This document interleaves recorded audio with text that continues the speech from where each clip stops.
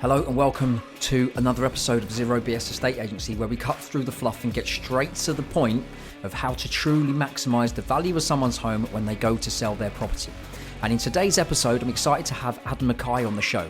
Now, Adam, as you probably already know, is a seasoned estate agent known for delivering incredible results with a blend of passion, honesty and expertise. And in this episode, Adam gives us his no-nonsense take on what really adds value to a property and why it's important to tell sellers what they need to hear, not just what they want to hear, and why sometimes the best move is walking away from a deal that isn't right. We also chat about the big changes happening in the industry, the impact of great storytelling, and why better training for estate agents is so important. So whether you are an estate agent looking to step up or a seller wanting smarter advice, you do not want to miss this episode.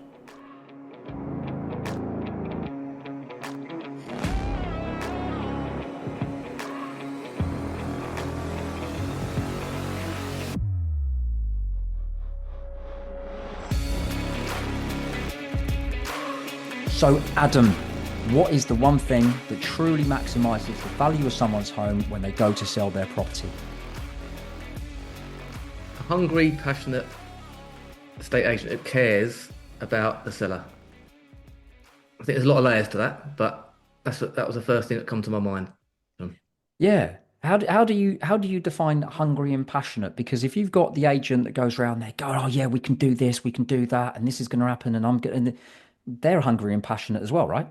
But yeah, there is, yeah, and it probably can be perceived like that. In my mind, the word hunger and passion has come up continuously throughout my career, and I think maybe that could be in that simple statement perceived in the wrong way, and that could be perceived like the typical estate agent just promising the earth. But from where I'm sitting, how it feels is like I've always tried to get to know what the client needs.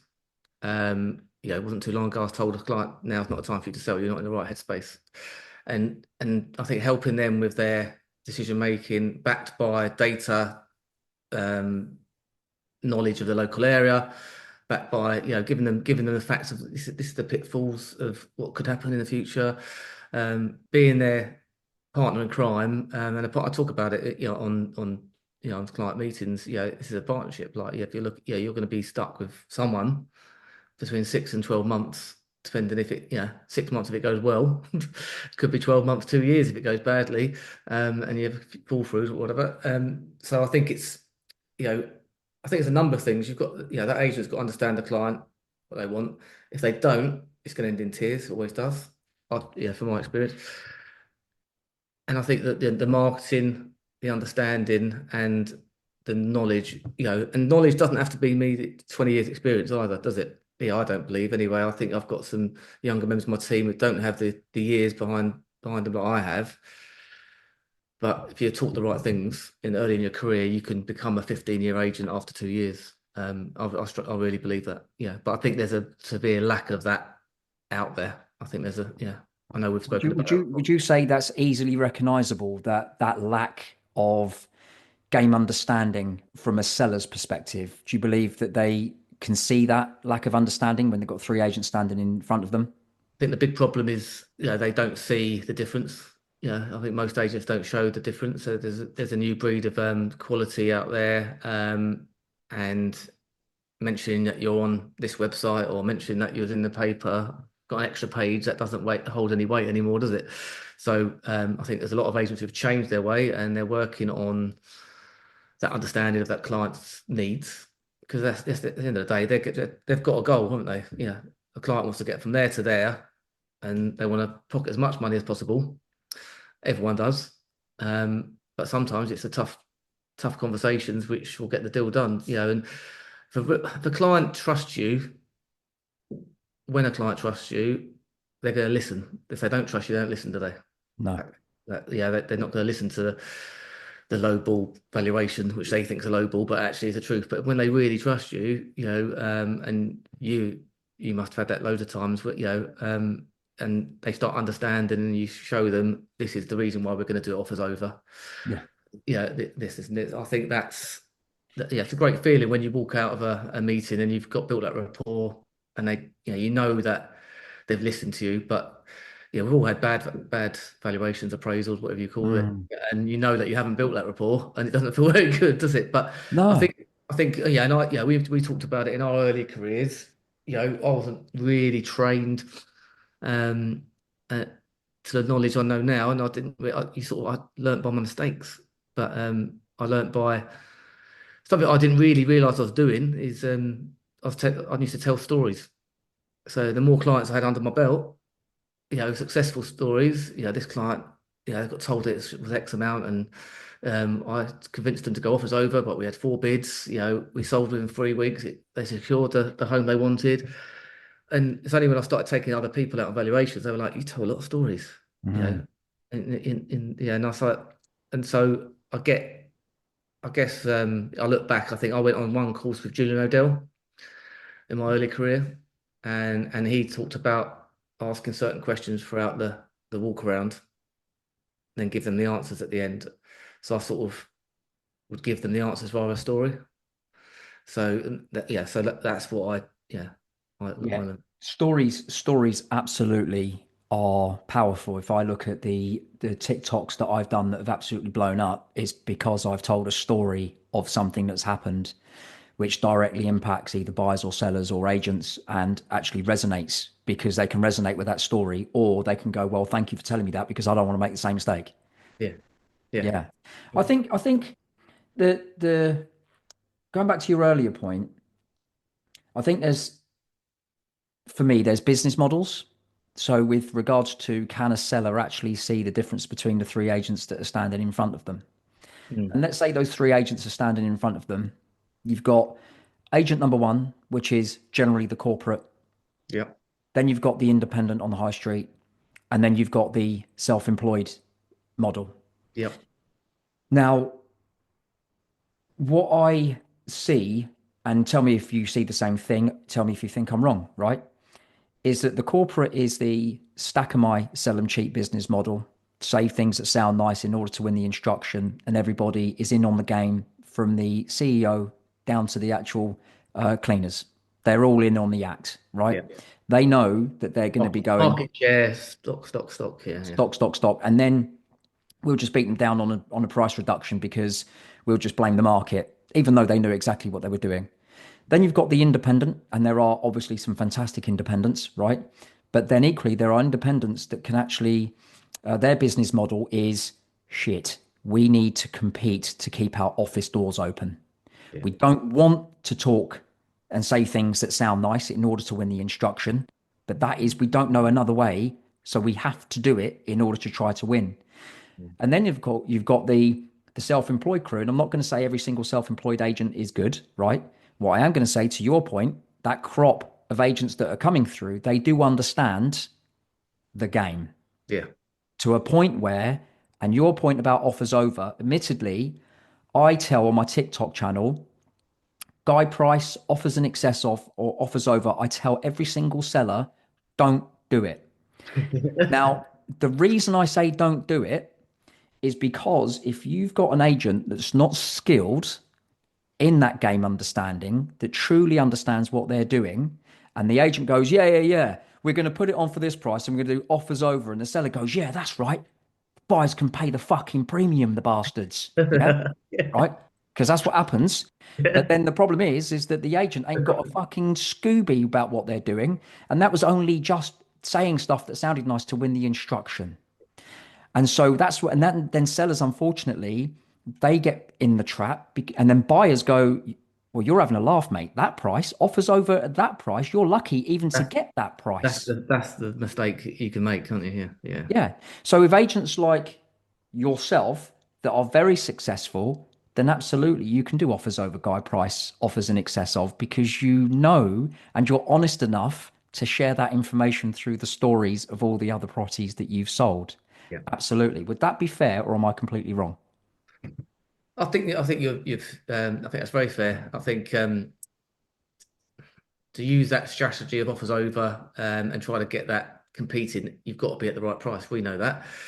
There's no, and I've seen homes come on with offers over. Looking at that, well, got no chance of getting, even the asking, the guide price, let alone that. So I think your point regarding different models, I think, obviously the industry is going through a bit of a change at the moment. I think there's been some articles in the last week I've been reading about, the change in industry and, what's happening. And not this, in all parts, there'll be good, bad, and very bad agency going on, isn't there? But I I think, I've spoke about it recently on another podcast. I think the fee structure, the training, the fact that we're not regulated, the fact the system is broken in itself, the whole property selling process. Why on earth would you get involved in it as a career? Really looking at it, it's all broken.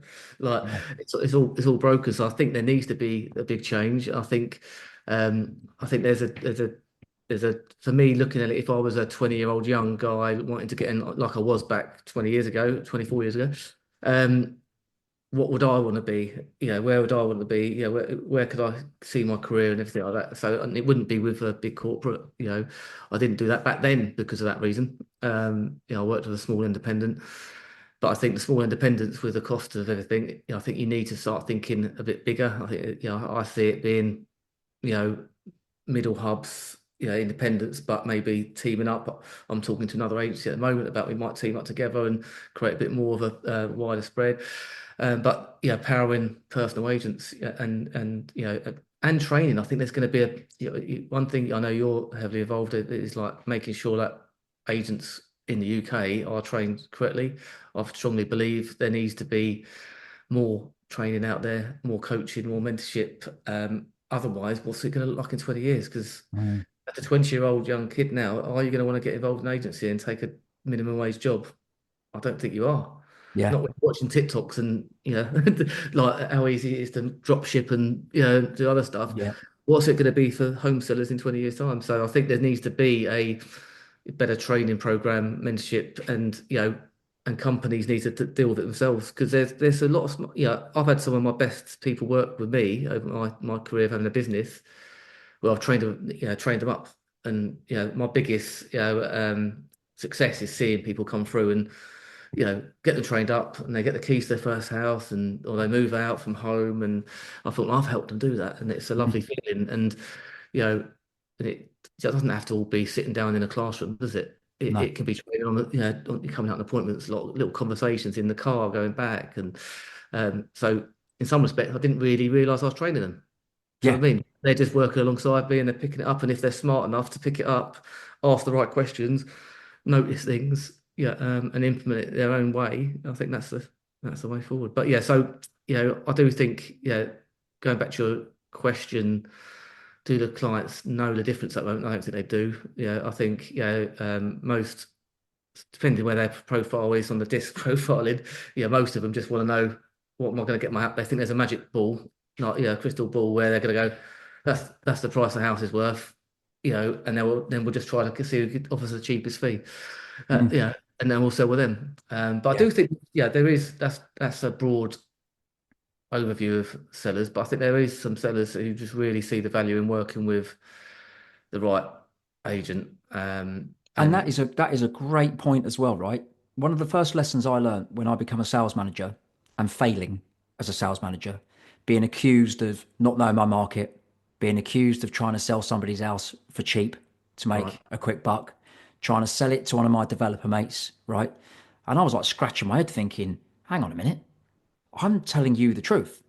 yeah, Now, the guys that own the franchise I was working for, they said to me, John, mate, don't worry about it. Seriously, go for the second sale. Don't go for the first sale. Because if you're going for the first sale, you're gonna be not disillusioned, but you're gonna it's not gonna be right, the actual valuation process. It's gonna be geared towards your own biases. But if you're going for the second sale, when you said earlier to find out who the actual client really is and what do they want, right? That for you gives you an opportunity as the agent either to walk away because it's going to make you ill. yeah, You find out whether they are that type of results driven seller. Show me the process, show me how it all works, tell me what we need to do in order to maximize the value of this home, and let's get it done. yeah, But going to the second sale, I ended up being upset that sellers were making mistakes. Yeah. And now it's like, no, mate, I am not. Because if I got involved, nothing I would have done would have impressed them. Right. Nothing. Yet the sellers were to your point, where actually there are sellers out there that do want the truth. They do want to be shown held, their hand being held. Everything you do impresses them. Yeah. So I want there to be choice both ways. I want there to be, from a training perspective, I want the agents to understand how they can train themselves to the point where they're asking questions without it sounding like an interrogation, and the seller doesn't even realize they're being interviewed. Yeah. Not the Yeah. agent's being interviewed, the seller doesn't realize they're being interviewed. Do you know what I mean? So I know full well whether I'm going to get involved, spend money on this, spend time on this or not. Yeah. But equally for the seller, I want them to know what good looks like as well. So what Yeah. questions should they be asking estate agents? How do they really get down and dirty with an agent to work out who is actually telling the truth and who isn't? Because I talk about, I was in a, I don't do all of appraisal valuations, client meetings now, and I went out one with Dan, a colleague of mine, a couple of days ago, and I asked a question to the sellers. They were sitting around having a coffee, and at the end of the meeting, really, I said, one thing you mentioned, you've had two other, rightly so, you've got three agents around. I said, what are their information policies, to the buyers? And I just shut up. And they were like looking, she looked at her husband, he's having a sip of his tea, and he's like, oh, well, you're friends with this. I won't say her name because she might be watching this, but the other agent's name, you're friends with her. She must have talked about their information policy. Oh, no, none of the other two did. And I said, well, what I mean by that is the information, I see a lot of when I'm speaking to buyers, they've gone and viewed homes, and the agent will go halfway through the hallway, not even got to the kitchen yet.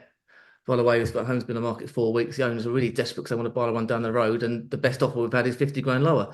And I hear that all the time. I talk about it with my agents all the time. It's like I said, we don't tell any information that could be detrimental to the seller. And I said it on every pitch I've done for the last 15, 20 years.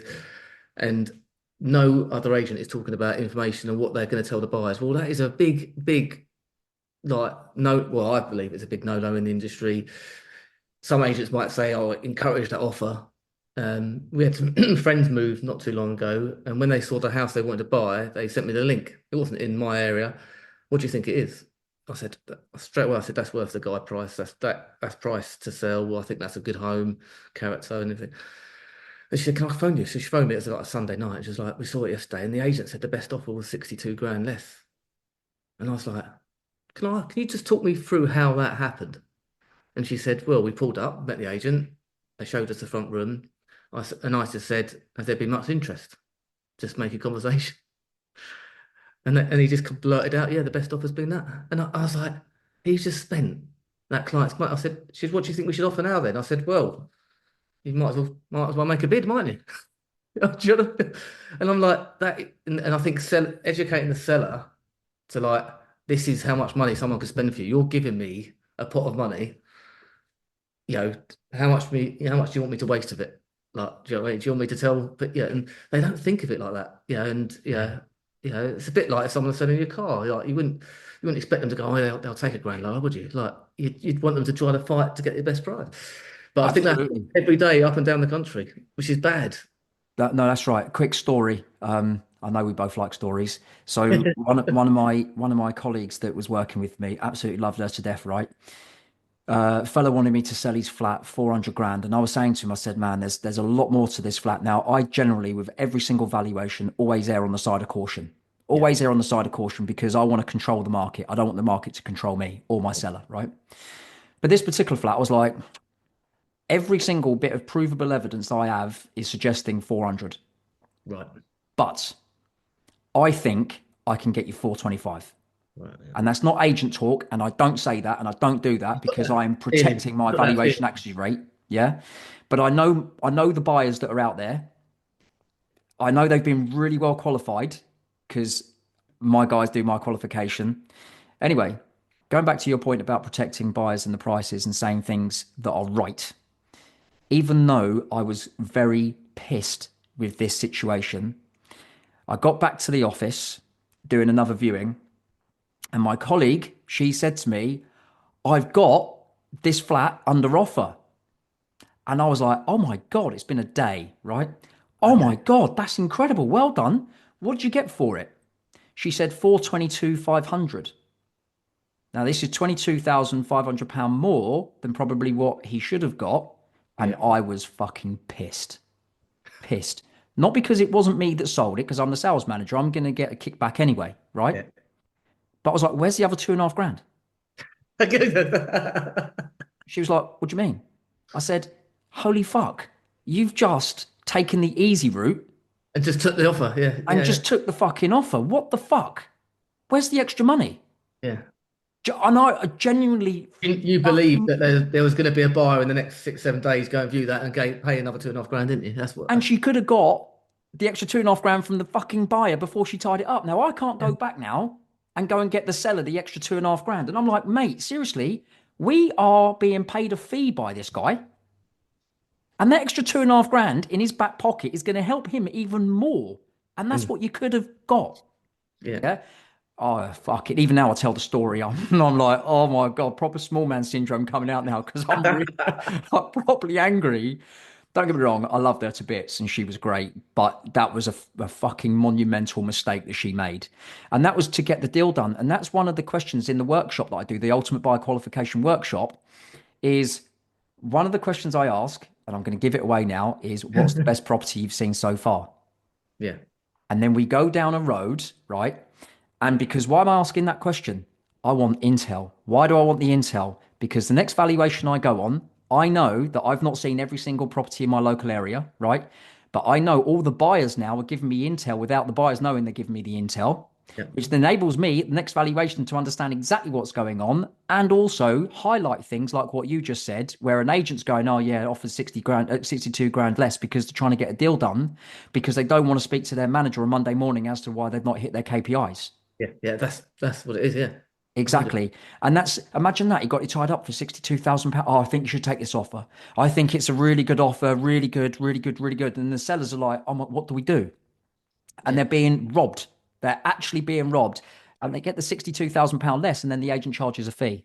And they forget like how they're treating that buyer. That's a potential seller. Absolutely. That guy's never going to go. They're never going to get the listing when they come to sell that place, like because they can remember that. That's right. And they'll be They, going, yeah. It was so has there been much interest? I love that one. Has there been much interest?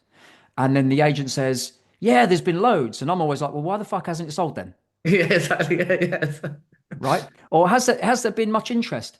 Um, in my world, when I put a property on, I want to create a best and final scenario. That is what I'm trying to create when the property goes to That market. is- I don't want that. Has there been any interest question? I don't want no, it.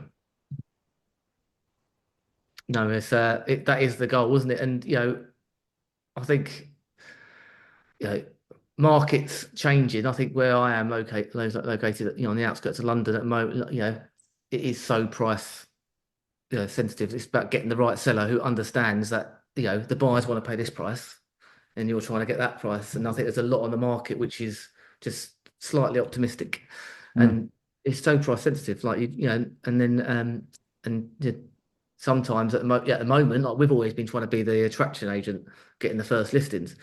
But actually, our quarter two plan next year, there's been so much not sell. You see, we want to go and get Mm. those hungry, those sellers who are disappointed they had to take the house off the market. It's on the market 9 months. So we're sending campaigns out to them now, and a lot of our marketing's going to go and get those people who are disappointed because we can go and delight them, can't we? We can go and Yeah. delight good service Yeah. package and get them sold. So basically, what we're saying is here is that when it comes to that hungry agent, bags of desire to actually get the job done, what you're actually saying is that you still want the choice. So the what truly maximizes the value of someone's home is being prepared to walk away from a sale, Yeah, actually being prepared to go, it's not for me. And that yeah. is how you truly maximize the value of someone's home because you've got the game understanding, the knowledge, the consumer psychology, the behavioral psychology that sits behind all of that. You But know yeah, whether you're going to be wasting your time or not. And actually, but that comes with maybe getting a bit old. When I first started out on my own, I wouldn't walk away from anything. I was running around. I was charging too little for giving too much, and then something changed. About 7, 8 years ago, and I was like, no, it's not right. I'm not taking it on. And I think it's the more social media, and you could actually follow other quality agents and be part of Facebook groups and go to things, and agencies a lot more open now, isn't it? So it's my dog just coming in. So I think saying no is hard, but when you do it that first time, once you've said, look, that's lovely, you want to work with me, but at that price, it's not right for us at the moment. We've got 45 other homes live on the market. I've got other motivated sellers. When you're ready to take my advice, I'm more than happy to work with you. And you do that once, and then it just comes like, okay, that felt good, because I did it once in a village near me, and the lady now is one of my most raving fans. She watched this. She watches everything I post on Instagram, everything like that. She's always commenting. And I went to see her and her husband, and they gave it to another agent at a higher price. And then about 6 months later, they phoned me up and said, "You were right. Would you take it on?" Because I'd left it in I wasn't all grumpy and it felt good, because that was the first one I'd ever said, look, no, and it's in a good road, nice board in a beautiful village.